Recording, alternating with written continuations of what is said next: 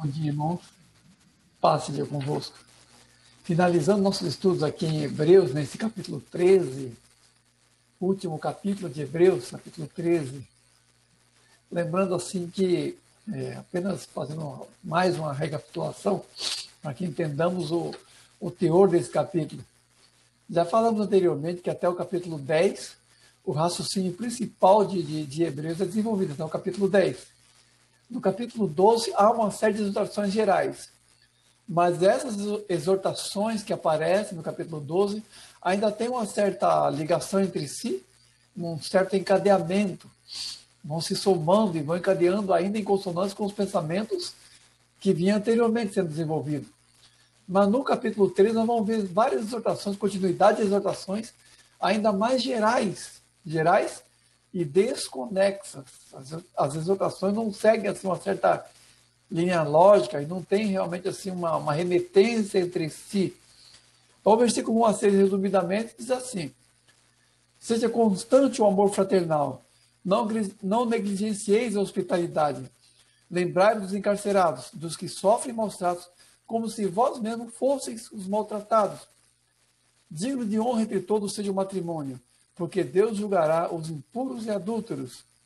Seja a vossa vida sem avareza, contentai-vos com o que tendes. Então nós vemos aqui, já desde o começo, uma série de exortações assim que não tem ligação entre si.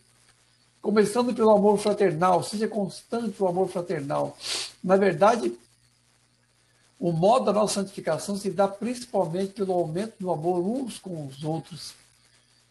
Porque quando já lemos lá em 1 Coríntios 13, é o amor que praticamente faz a síntese do restante dos frutos do Espírito. Embora lá em Gálatas o amor apareça como um dos frutos do Espírito, mas no capítulo 13 de Coríntios, de 1 Coríntios, já vemos o amor como síntese de todos eles. Então, o amor fraternal, o amor uns com os outros, que é o único amor realmente reconhecido na Bíblia, que é o único amor manifesto como amor realmente de Deus, aquele que se manifesta uns para com os outros, aquele que se manifesta com o nosso próximo. Esse amor é a base de toda a nossa santidade, dos processos de santidade. Porque tudo aquilo que são os frutos do Espírito orbitam em torno do amor ao próximo. Orbitam em torno do amor uns para com os outros, que é a consubstanciação ou aquilo que nos identifica como membros do corpo de Cristo. O próprio Senhor Jesus havia dito: nisso conhecereis que sois meus discípulos, se tiveres amor uns com os outros. E a nossa identidade no corpo vai se manifestar por aquilo que temos de manifesto no amor fraternal uns para com os outros. Ali Deus derramará a sua bênção, como diz lá no Salmo 133, sendo um realmente uns com os outros, concretizando ou manifestando a nossa aliança uns com os outros, com amor a Jesus, com amor uns com os outros, sendo um no Senhor, por meio desse amor, manifestando através disso essa identidade espiritual no Senhor Jesus. Depois diz os encarcerados, os que sofrem maus tratos, a misericórdia e assistência aos perseguidos. Pessoalmente, eu não acho que aqui estão os encarcerados de maneira geral, não acho que esteja falando aqui de uma pastoral ou carcerária, embora se deva ter realmente misericórdia com todas as pessoas. É parte do amor de Deus, o amor às pessoas de maneira geral e aos encarcerados também de maneira geral. Mas eu diria assim que se refere provavelmente mais às pessoas que são perseguidas por amor a Cristo e que estão encarcerados. E antes que se pense, poxa, quem não vai ter misericórdia com os irmãos perseguidos e encarcerados? Temos nas Escrituras o exemplo de Paulo. Os da Ásia, todos me abandonaram, Paulo diz em certa altura. Ele está sendo preso pelo Evangelho e está sendo abandonado pelos irmãos. Então, infelizmente, isso acontece.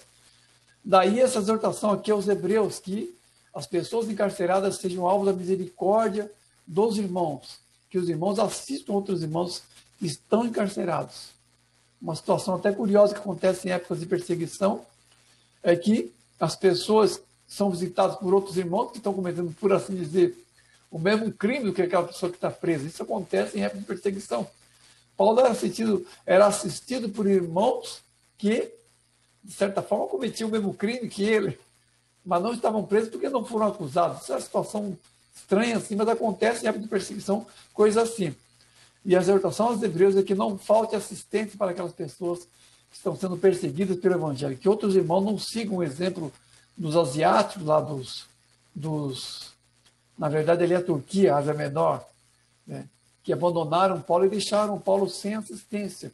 Que não nos envergonhemos das cadeias das pessoas que estão sendo presas ou perseguidas pelo Evangelho. Depois já mudo para outra exortação sem conexão nenhuma com isso, que é o matrimônio. Digno de honra entre vós seja o matrimônio. Por quê? Porque o casamento é a primeira instituição divina nesse mundo. Adão e Eva foram criados casados. Então aí, algumas coisas até engraçadas que falam sobre Adão e Eva. Não tinha umbigo e Adão não teve sogra. Umas coisas assim que falam jocosamente. Foram criados casados, ou seja, para a perpetuação da raça humana, para a continuidade da vida humana na Terra, o matrimônio foi instituído por Deus. Foi instituído. E foi instituído como sacramento, como coisa sagrada. É o que está dizendo aqui. Digno de honra seja entre vós o matrimônio, por tudo aquilo que ele é perante o Senhor, como coisa instituída por Deus. Eu acho até assim estranho o modo como a constituição do casamento, mesmo no meio evangélico, é visto de uma maneira um tanto secularizada. Porque o casamento civil é uma instituição humana que vem justamente de um processo de secularização da sociedade. Tem mais a ver com o iluminismo, tem mais a ver com a maçonaria do que com as coisas de Deus. Esse casamento civil que temos hoje em dia. E, no entanto, muitos crentes se casam apenas no civil e não se casam na igreja perante o Senhor. Não consideram ou não praticam o casamento como coisa sagrada, feita diante de pastores, feita diante do Senhor como coisa espiritual. Eu acho estranho hoje em dia, como é comum hoje em dia o casamento civil, tal casamento civil ser praticado mesmo por pessoas do Evangelho. Pessoalmente, eu estranho isso, sinceramente. Porque sempre foi constituído como coisa de Deus e como coisa feita perante o Senhor. Sempre foi isso o casamento. Se tornou coisa civil, como já disse antes, por influência da maçonaria e do iluminismo, porque sempre foi coisa sagrada. E tanto que aqui é uma referencial do comportamento humano. O comportamento sexual humano tem no matrimônio feito diante de Deus o seu referencial. Porque tanto os impuros, de maneira geral, quanto os adúlteros, são julgados por aquilo que é o casamento feito diante de Deus. A referência de uma vida sexual saudável, a referência de uma vida sexual plena e agradável a Deus, e existe isso.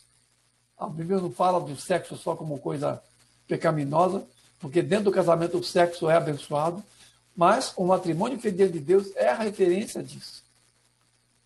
Porque tanto os impuros quanto os adultos são julgados por aquilo que seria o leito matrimonial puro diante de Deus, o leito matrimonial. A impureza de maneira geral, a fornicação, a masturbação, o homossexualismo, a zoofilia e todas as formas de pecados sexuais têm no casamento feito diante de Deus, de um homem com uma mulher, o seu remédio e o seu fator avaliador, abalizador. Daí a palavra, Deus julgará os impuros e adúlteros. Porque se existe um matrimônio diante de Deus, para que se tenha uma vida sexual plena, saudável com sua mulher, então, na base disso, todas as formas de desvios sexuais serão julgadas pelo Senhor. Todas as práticas sexuais pecaminosas serão julgadas nesta base, tendo o casamento como linha demarcatória. Os adúlteros são pessoas que, sendo casadas, fazem sexo com pessoas que não é o seu marido, que não é a sua esposa. E os impuros são pessoas que praticam o sexo livre, na forma de zoofilia, que é condenado na Bíblia, na forma de desvio sexual de diversas maneiras, de abusos, de orgias e de impureza, de fornicação, sexo antes do casamento, ou abuso sexual de qualquer maneira, fora da natureza muitas vezes, fora do natural muitas vezes, fora do contato natural do homem com a mulher. Todas essas coisas serão julgadas pelo Senhor, a partir daquilo que deve ou deveria ser a única vida sexual legítima diante do Senhor, que é uma aliança entre o homem e a mulher e a constituição da família perante o Senhor. Só essa é a sexualidade permitida na Bíblia e aceitável diante de Deus. o exercício do sexo nesse sentido apenas. Depois fala da avareza, uma outra coisa, uma exortação não tem nada a ver com outra, amor fraternal, encarcerado, matrimônio, agora avareza. Avareza. Aqui já está falando mais do contentamento. Contentamento. Ter uma vida assim, realmente, assim, sem ambições, realmente. Sem ambições. E de várias maneiras, o Novo Testamento exorta contra a busca da riqueza, o modo como isso pode ser um laço, muitas vezes. E aqui diz que devemos estar contentes com o que temos. Então, o desprendimento e a generosidade devem ser o modo pelo qual temos a nossa vida financeira perante o Senhor. Porque mesmo pessoas ricas, pessoas evangélicas, pessoas cristãs são ricas, são exortadas a serem generosas, estarem prontos a repartir. Então, o desprendimento e a ausência de avareza deve ser o modo pelo qual devemos cuidar de nossas finanças diante do Senhor, para não cair em nenhum tipo de laço. Não caímos nas armadilhas do elitismo, muitas vezes. Não caímos nas armadilhas do egoísmo, muitas vezes. E de uma ambição que pode nos desviar do caminho do Senhor. Continuando no versículo 7 a 14, resumidamente, diz assim: lembrai dos vossos dias e, considerando o fim de sua vida, imitai a fé que tiveram. Não vos deixeis envolver por doutrinas várias e estranhas. Aqueles cujos animais, cujo sangue é trazido para dentro do Santo dos Santos, têm o corpo queimado fora do acampamento. Por isso também Jesus sofreu fora da porta. Saiamos, pois, a ele fora do arraial, levando o seu vitupério. Na verdade, não temos aqui cidade permanente, mas buscamos aqui a de vir. Os pastores e o martírio. Aqui há uma exortação de pessoas que eram líderes e que depuseram sua vida por meio do martírio, para que os hebreus, os judeus aqui, que são os hebreus, que eram tentados a voltar para o judaísmo e deixarem de ser perseguidos, para que eles não se deixem levar por essa ameaça, por essa, como é que eu vou dizer, por esse afã de escapar da perseguição, de escapar das coisas que sobrevinham a cristãos judeus que iam se convertendo, que iam sendo sistematicamente perseguidos. A essa altura já havia até um princípio de perseguição estatal, perseguição romana contra eles. E alguns já tinham morrido pela fé nessa altura. Alguns líderes, exemplo de ser fiel ao Senhor até a morte, deveria ser seguido pelas pessoas que também estavam na iminência de perseguição e mesmo de martírio. Havia essa possibilidade. E o preço da fé era esse nesse tempo. O preço era esse. Daí a exortação, para que se siga o exemplo de pessoas, de líderes que já haviam sido martirizados, que levaram até o fim o seu testemunho. Também a exortação contra doutrinas várias e estranhas. Na verdade, desde o começo haviam misturas que levavam a um certo misticismo. Dentre os judeus mesmo, uma forma de gnosticismo, que era uma mistura de platonismo com judaísmo, platonismo com judaísmo, e que traziam assim um tipo de cabalismo para o meio cristão. Isso baseado, como já disse antes, em livros apócrifos, em livros místicos, em coisas estranhas de livros místicos judaicos, de apócrifos principalmente, e de misturas com o paganismo e com o platonismo. Então, o autor aqui fala para que tenha cuidado com doutrinas novas e estranhas. Esse é o perigo de sempre no meio evangélico. Esse é o perigo de sempre no meio da igreja. Porque, como já disse antes, meados dos anos 80 e começo dos anos 90 foi pródigo em avivamento e em renovação da igreja, mas também, baseado em doutrinas de guerra espiritual, começaram a aparecer várias opiniões novas, doutrinas novas e estranhas apareceram também, no bojo de tudo aquilo que veio como renovação. E há muitos cristãos que ainda hoje têm a sua compreensão em relação às coisas espirituais, em relação às esferas celestiais, em relação à guerra espiritual, em relação ao campo espiritual, a anjos e demônios. Doutrinas estranhas, várias estranhas, que surgiram nessa época. E há pessoas ainda hoje em dia com esse tipo de doutrina estranha, de mapeamento espiritual, de quebra de maldição, de misticismos diversos, de uma compreensão assim mistificada muitas vezes de coisas do Evangelho, sobretudo sobre aquilo que se refere à guerra espiritual e às coisas relacionadas à esfera espiritual da vida. E aqui a exortação é: doutrinas várias e estranhas devem ser evitadas. Fiquemos na simplicidade do Evangelho. E não nos deixemos levar pela sedução de doutrinas várias e estranhas, porque esse tipo de sedução aumenta à medida que nos aproximamos do fim. Paulo mesmo disse que nos últimos dias pessoas apostatariam da fé num extremo disso, por seguir a doutrinas várias e estranhas, a mestres e a doutrinas estranhas que iam aparecendo. Então, tomemos cuidado com isso. Esse é o perigo de sempre. Doutrinas várias e estranhas. É o perigo de sempre no meio da igreja. Depois o autor sai de novo da rota, por assim dizer, e começa a falar já com relação assim, ao sacrifício de Cristo, e aquele que simboliza o sacrifício de Cristo, a partir dos conteúdos que vigoravam na antiga aliança, porque lá no Antigo Testamento o sangue era trazido no Santo dos Santos, como já falamos antes no capítulo 9, e ali apenas o sumo sacerdote fazia um sacrifício lá no Santo dos Santos, naquele propiciatório cuja tampa haviam 2 querubins olhando para ele, 2 querubins de ouro, aquilo tudo era uma caixa de madeira revestida de ouro, e ali era trazido aquele sangue ali. Mas os animais eram queimados fora do acampamento. O sangue era trazido como sacrifício pelo pecado ali no Santo dos Santos. Já falamos do modo como Jesus é a oferta definitiva. Como Jesus entrou no Santo dos Santos e nos abriu esse acesso agora perante o Pai. Já falamos da aplicação espiritual sobre isso. Agora o autor retoma esse tema, que é conteúdo do sacerdócio de Melquisedeque, que é o sacerdócio fora da porta, que é o sacerdócio por fora, não segundo a ordem de Arão, e diz que esse sacrifício, esse cordeiro, era queimado fora do acampamento, significando com isso que Jesus também sofreu fora da porta, que isso também teve um cumprimento profético no modo como Jesus também sofreu fora de Jerusalém, foi crucificado no Monte Gólgota, que ficava fora da cidade de Jerusalém. Então, esse animal que era queimado fora também significava esse aspecto do sacrifício de Cristo, que também sofreu fora da porta. E aí eu convido para nós, para sairmos também do sistema e levarmos nosso vitupério, nosso escândalo, nossa perseguição e tudo aquilo que vem contra nós como oposição para fora do sistema, para fora do mundo. Aqui eu quero abrir um pequeno parêntese sobre essa questão. Sair fora da porta não deve ser levado a extremos.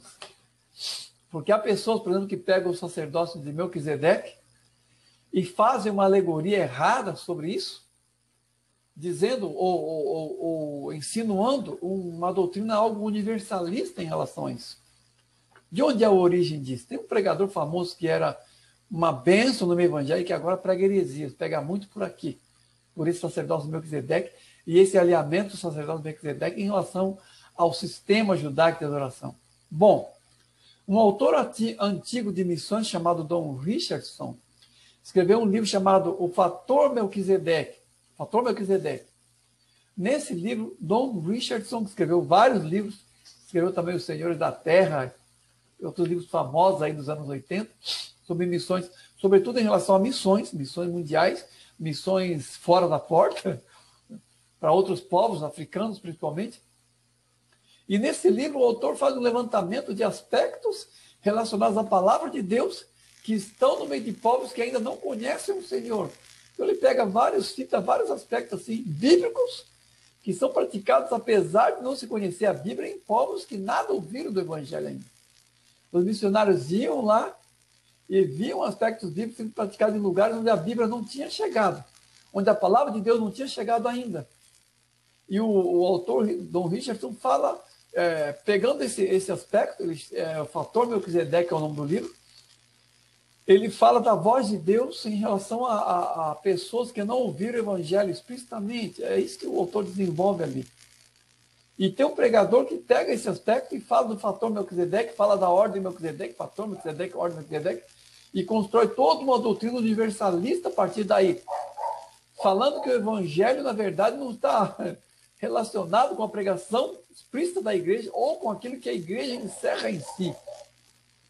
É um erro, na verdade, porque se temos, por exemplo, em Romanos, uma passagem que fala que os gentios que não conhecem a lei são lei para si mesmos, excusando ou desculpando, se a carta aos Hebreus fala isso.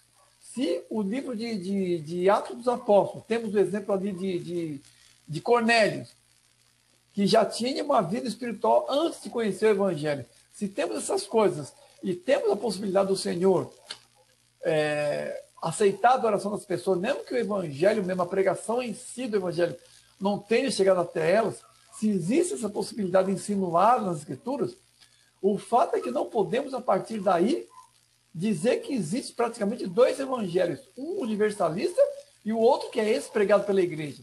Isso nós devemos evitar de fazer, de levar a esse extremo esse tipo de fator.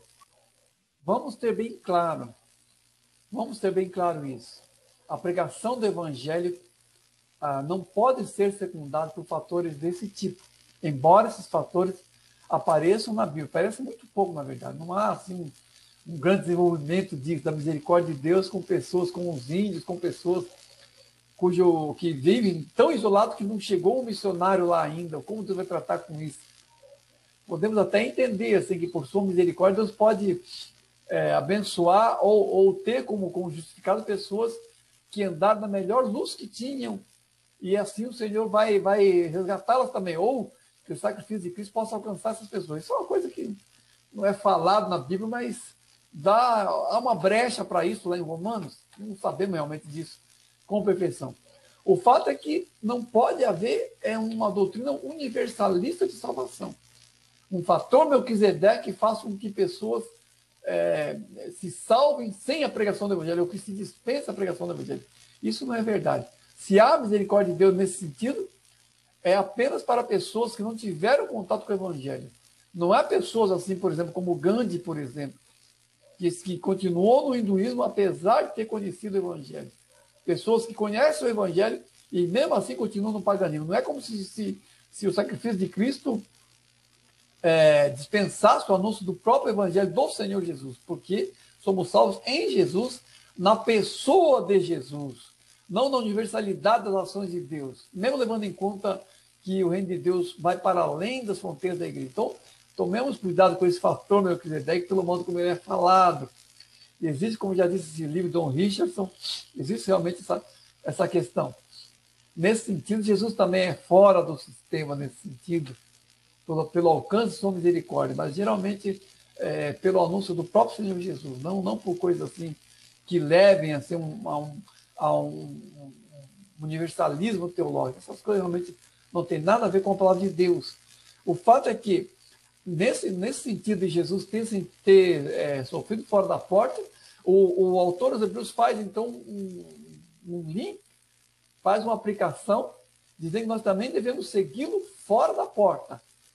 Porque, na verdade, o versículo, o autor diz, na verdade, não temos aqui cidade permanente, mas buscamos a que há de vir. Então, o que ele está dizendo aqui? Que o fato de Jesus ter sofrido fora da porta, o fato de Jesus ter sido crucificado fora de Jerusalém, é uma alegoria ou um cumprimento daqueles animais que eram queimados fora do arraial, e que nos convida a sairmos também com Jesus do sistema do mundo, daquilo que é do mundo, entendendo que nesse mundo não temos morada permanente, entendendo que esse alheamento do mundo, esse sofrer fora da porta junto com Jesus, é a expressão simbólica de não termos nesse mundo morada permanente, de que nesse sistema nós não temos morada permanente. Saímos do mundo, saímos do sistema, saímos com Jesus, no sentido de termos uma vida que não se conforma com os sistemas desse mundo. É assim que se aplica espiritualmente esse aspecto, saindo do sistema para estar com Jesus, entendendo que nesse mundo não temos morada permanente. Depois, no versículo 15 a 22, já terminando, diz assim: por meio de Jesus, ofereçamos a Deus sempre sacrifício de louvor, a prática do bem e a mútua cooperação, pois com tais sacrifícios Deus se compraz. Obedecei aos nossos guias, pois velam por vossa alma. Rogo-vos, pois, que vos aperfeiçoe em todo o vosso bem, para cumprir a sua vontade, operando em vós o que é agradável diante dele. Rogo-vos ainda, irmãos, que suporteis a presente palavra de exortação. A graça seja com todos vós. Sacrifícios por meio de Jesus. Quantos e quais sacrifícios por meio de Jesus podemos oferecer? e que sejam aceitáveis a Deus, uma vez que foram superar todo o sistema sacrificial do Antigo Testamento, uma vez que na plenitude do Novo Testamento os sacrifícios são de outro molde em Jesus. Oração, louvor, a prática do bem e a comunhão da igreja são os sacrifícios com os quais Deus se agrada. São os atuais sacrifícios.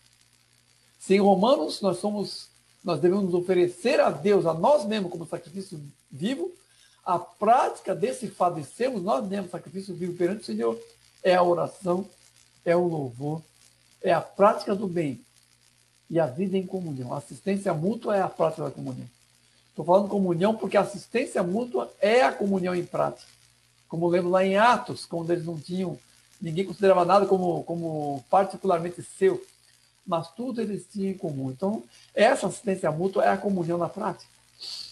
E desse sacrifício Deus se agrada, que é a vida inteira diante dele, em louvor, em agradecimento, em vida de igreja.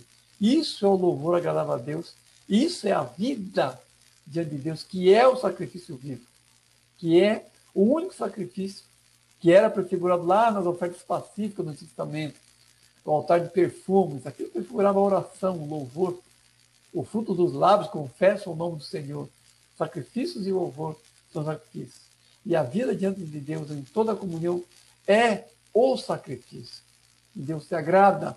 De tais sacrifícios é que Deus se agrada. E isso não é uma coisa nova, vou de novo falar isso. Desde o Antigo Testamento já é isso. Nós vemos lá no Isaías, capítulo 58, o sacrifício que eu quero é que vocês pratiquem a justiça, que vocês sejam generosos, que vocês não pratiquem o mal. Esse é o sacrifício que eu quero. Está lá em Isaías 58. Sempre foi isso, na verdade. É planificado em Jesus. Mas já era isso no Antigo Testamento. A vontade maior e mais definitiva de Deus já era isso. E tudo aquilo que o Antigo Testamento fala contra o ritualismo, fala do ritualismo contra o ritualismo por causa do esvaziamento daqueles rituais pela ausência de vida com Deus. Não é que está criticando o sistema em si, como falam aí os marxistas de hoje em dia, os cristãos marxistas de hoje em dia. Não é que Deus está falando contra o sistema. Não é isso. É que eles esvaziavam os rituais por aquilo que não tinha de conteúdo.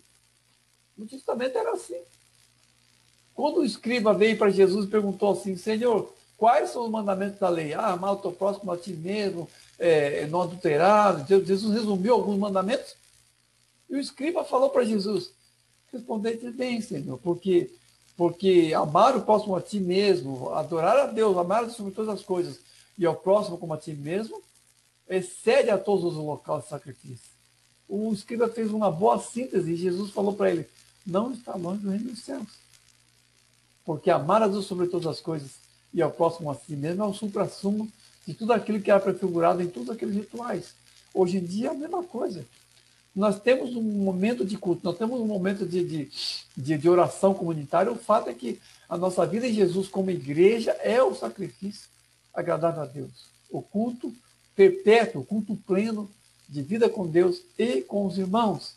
Depois aqui de novo, ele fala, obedecer aos pastores. Anteriormente tinha dito para seguir o exemplo dos pastores mártires, dos pastores que obedecem a Deus e dão a vida pelo Evangelho.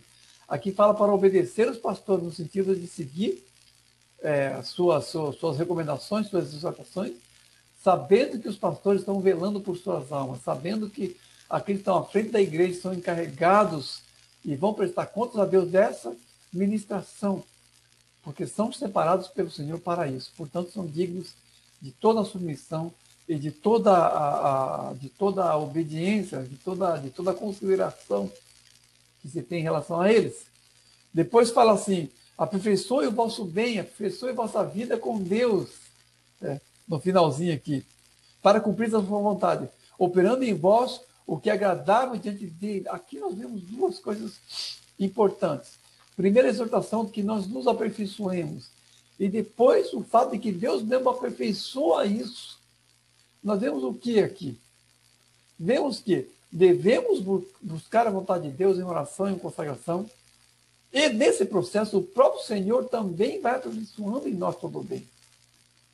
Falo isso para entendermos assim, que o nosso relacionamento com Deus é o que nos leva para o crescimento. Não há aqui o monogenismo calvinista, que na verdade é o sinergismo da palavra de Deus. Porque por um lado se exorta a que nós nos aperfeiçoemos, e por outro lado diz que o próprio Senhor também, num processo relacional, vai também Ele nos aperfeiçoando. É vida com Deus, que vai se aperfeiçoando na nossa submissão, por aquilo que da graça de Deus também vai ser acrescentado nessa perseverança. Isso é vida com Deus. E isso nos traz um verdadeiro crescimento. Depois, terminando, o autor fala, rogo-vos ainda que suporteis a palavra da presente exortação. Com isso ele finaliza a carta. Suporteis a exortação, porque a palavra de Deus, as exortações de Deus estão em tudo aquilo que nos vem por parte de nossos líderes, de nossos irmãos, de todo o falar de Deus. Que nós tenhamos assim, como diz Provérbios, coração quebrantado, para que tenhamos obediência, atentamos para a voz do Senhor, falada de toda maneira possível. Lá em Apocalipse diz, quem tem ouvidos, ouça o que o Espírito diz às igrejas. Como o Espírito diz às igrejas.